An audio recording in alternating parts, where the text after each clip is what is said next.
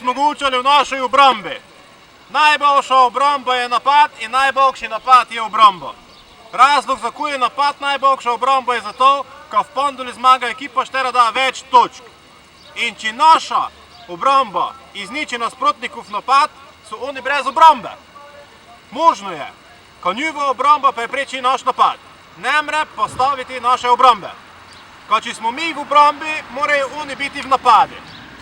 Če pa mi med napadom mislimo na obrambo, njega šanse, ko bi oni branili.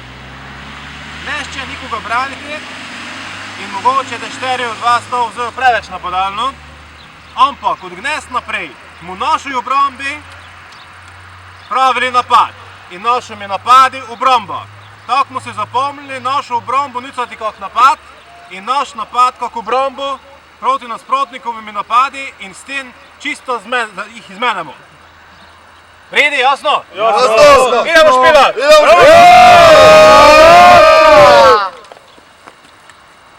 Opa!